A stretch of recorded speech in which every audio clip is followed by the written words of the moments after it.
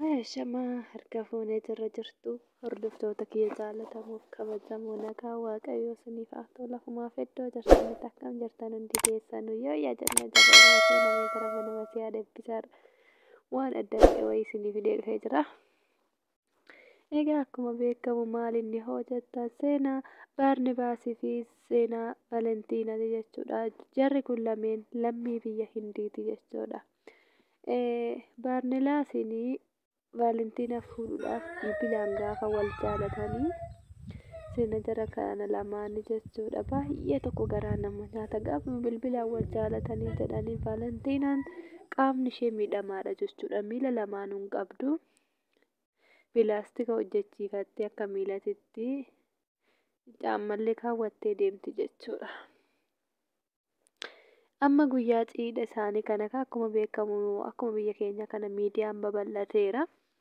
Miidiyaadhaan gaafa wal jaallatanii guyyaan cidha isaanii sanillee miidiyuma onlaayinumaan ta'anii qabatanii jechuudha. Si fuudha jedheeni bakka walii galanii waan mara xumuranii gaafa cidha san beella uffattee miilatti illee shaffanattee dhuftee gaamma waggaa isa maddi geejjiba miila san ofirraa fuute itti gadi baate jechuudha. Dhugaa waan seenaa laphee nama cabsuu fi waan baay'ee nama gaddisiisudha.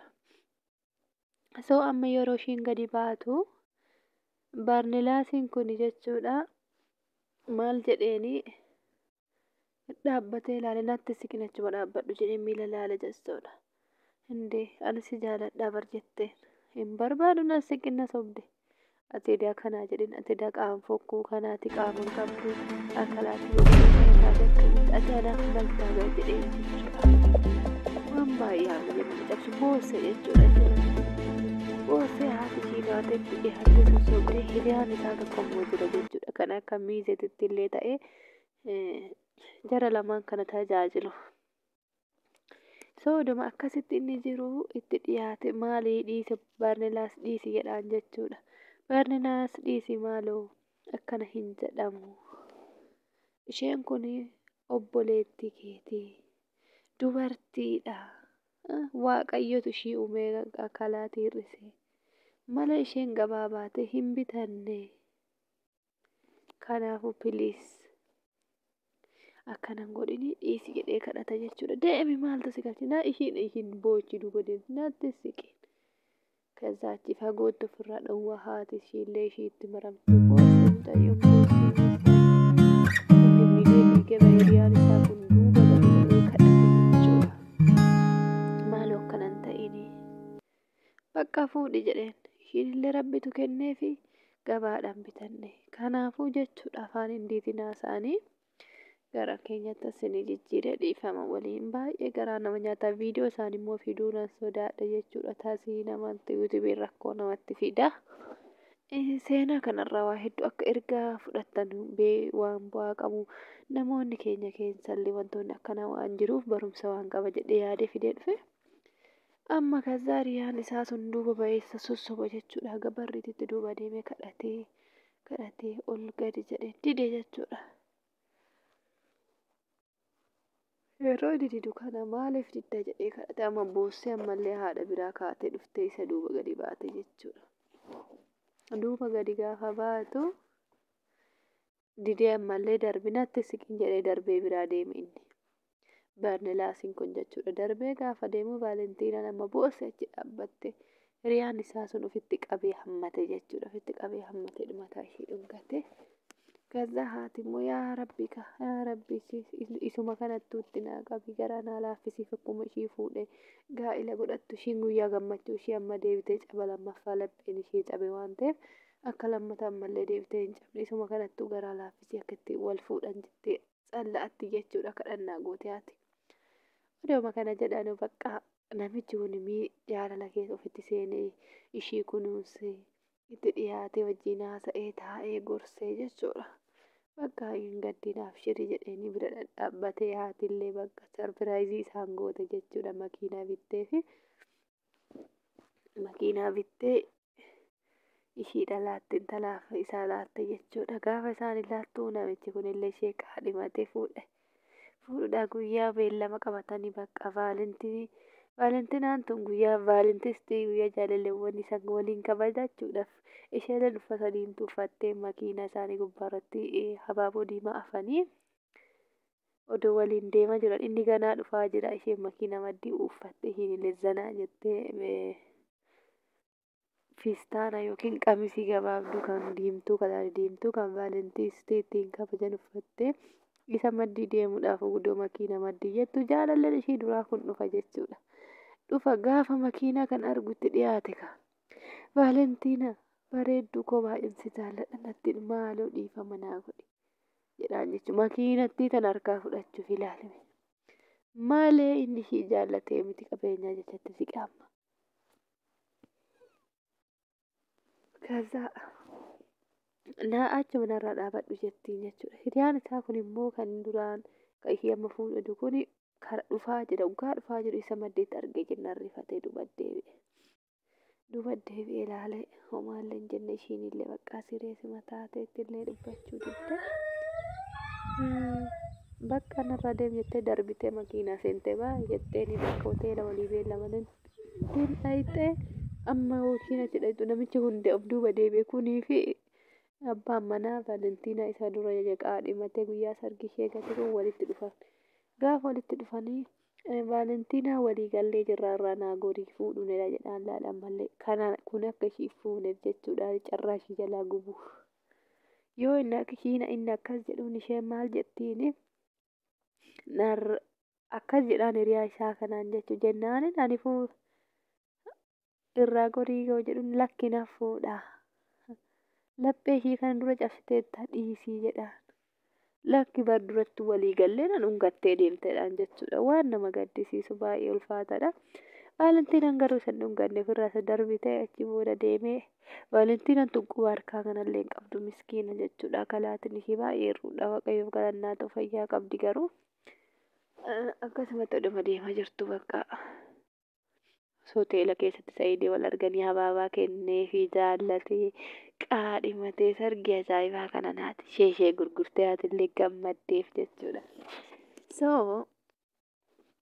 asirratti maalan jechuu barbaade beektu lammii biyya biraallee ta'an lammii Itoophiyaallee ta'an ergaa guddaa qaba jechuudha barumsi kun. Maali beektanii meeqa keenyatu mee guyyaa guutuu halkan guutuu akka seenaa Vaalentiinaa kanatti jechuudha nama harka qalleeyyii ta'e nama miidhama qaama qabu jechuudha hir'ina qaama isaanii kan qabu kan luka hin qabne kan gurraan hin dhageenye kan ijaan hin agarre kan harka hin qabne meeqa keenyatu tuffanna meeqa keenyatu jaallanna uuma waaqayyootitti tarii guyyaa keessa namni kunillee akkuma isiitii uumame tarii guyyaa keessa balaa konkolaataatiin luka dhabuu danda'a tarii guyyaa keessa balaa maashina garaagaraa warshaa keessa hojjetaniin harka isaanii dhabuu danda'u. Tarii guyyaa keessa ijaajaamuu danda'u. Tarii guyyaa keessa gurraa duuduu danda'u. Tarii immoo uumamumaan jalqaballee dhabuu danda'u. Kuni garuu hojii waaqa keessa galuu hin dandeenyu jechuudha. Tarii guyyaa boruu waan nu qunnamu hin beeknu nullee carraa keenya. Namoonni baay'een jireenya addunyaa tanaa jedhee shawwadama. Dhaqeen addunyaa nu sobaa jirti jechuudha. Soo nama qaamaan miidhamu jabeessuu qabna. Jaalala warra fayyaa qabu, warra surree qaara deebi'e, warra qaama guutuu qabu bichaa, warra fuula bareedu bichaa jaalachuu hin qabnu. Wanni waaqayyoon jaalatu, wanni gooftaan keenyallee jaalatu kana jechuudha. Waan cubburra bilisa ta'e. Maaliifii addunyaan bor ni darba. Waan hin darbine waan nu achirratti hojjanne darbinu jechuudha.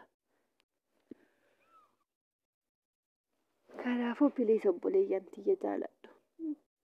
Amaloota akkasiisan namoonni qabdan ilaalcha gadhee akkasiisan namoonni qabdan ofirraa dhiisa. Maaliif addunyaan tuni bor darbuudhaaf jirra waaqayyoollee hojii kana keessa nu gaafachuu danda'a jechuudha. Nama san irratti cubbuu hojjenne nama san zollomne jechuudha. Kanaaf obboleettii tiyya yookiin obboleessa kiyya bilisa. Ani kanuma dhugaa isiniin jechuudhaaf of jajuuf yookiin na ajajaniif miti. Maaliif obboleettiin kee tokko yeroo rakkoo qaama miidhama qabdu cinamaayyuu dhaabbattee abshirii ayizoo ishiin jira jechuun waan tokko akkama fakkeenyaaf hiriyaan Barnilaas jaalallee isaa inni gaafa ishiin beelloffattee gammachuu argu hedduu gatee biraa baqate kana itti dhiyaate jaalatee gaa'ila waliin godhatan jechuudha. Seenaan kun ergaa guddaa qaba. Maaliif shamarran keenya jechuudha. Baay'ee keenya hanqina qaamaa kan qaban gadi ba'uullee ni sodaatu. Garuu biyyoota guddatte keessatti rakkoo hin jiru jechuudha. Ani uffatee fayyaa qabaate qixxuma jaallatamu. Garuu biyyi teenya Itoophiyaan sadarkaa gadi bu'iinsa kanarra jiraatte akkasittuu kabajaa namaaf hin qabdu jechuudha. Hiyyeessa hin yaaddu. Kan dhukkubsatu hin gaafattu. Kan miidhama qaamaa qabu kabajaa hin qabu Itoophiyaa keessatti. Qixxee nama kaanisitti hin ilaalamu jechuudha. Kanaaf obboleettiti yookiin obboleessa kiyya nama qaama miidhamaallee jaaladhu akkuma nama kaanisitti. Addunyaan tun boruu darbu jirti. Nu hawwadaa jirti malee. Calaqqeen tun nu sobdi. Dhugaa hin sobamina. Ani akka kootitti hin sobaminaa siniin jedha bakka hin sobamina. Maaliif sobamna maal? Haga yoomiif sobamna? Maaliif sobamna nu ta'u? Addunyaa tana har'a bifti har'a qabdu ati obboleettiti akka seenaa Valentiinaa fi Bernilaasii kanarratti hubadhatte jechuudha. Tarii Bernilaasiin kunillee tarii makiinaan itti bu'ee nu kasaa lamaan dhabuu danda'a. Tarii makiinaan garagareeni qaama isaa guutuu akka laati gurguroo ta'e dhibama yaafuu danda'a. So nama akkasitti qoccoluun cubbuudha dhugaa. Hin darbaa waan hin darbineef waan darbuuf waan hin darbine hojjechuun በጣም ይከብዳል እውነት ለመናገር jechuudha. Lammii biyya keenya Itoophiyaa keessatti sadarkaa itti nama fayyaa qabu yoo qabeenya hin qabne akka waan nama addunyaa kanarratti hin jirretti illee kan lakkaa'an ni jiru jechuudha. So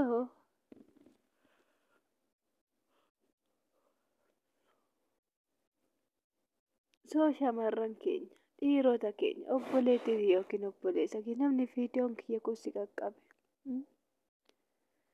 Sagalee tiidana sheer walii godha itti fayyadama. Meeqa keenya tume waan nyaatamuuf waan dhugamu bichaadha jenne qabeenya bor darbuu jenne addunyaa tana keessa waan hin darbine hojjenne darbuun baay'ee ulfaataadha. Ani akka gootitti jechuudha garaana nyaattee Valentiinaan garuu waaqayyo carraa ishee bal'iseefii jira. Egasii nama biraa faana gaa'ela godhatte bakka gammadde jennaani Valentiinaa bataam ደስ የሚል ነው. Akkasumas immoo hordoftoota jaallatamuuf kabajamoo biraankiidha jettanii qaama uumamaatiif jallistanii hojjetina. Biraankiin maaliin? Biraankiin tarii baduu danda'a.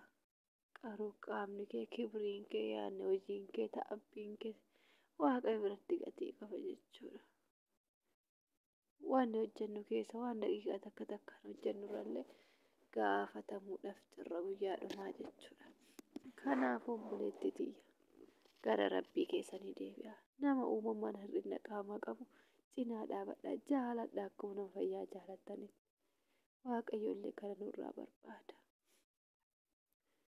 Akkasiin jedhe hordoftoota kiyya jaalatamuuf kabajamoo nagaan naaf turaa. Turtiin keessan viidiyoo kutaattaan olii walitti deebinu irratti nuuf haa ta'u.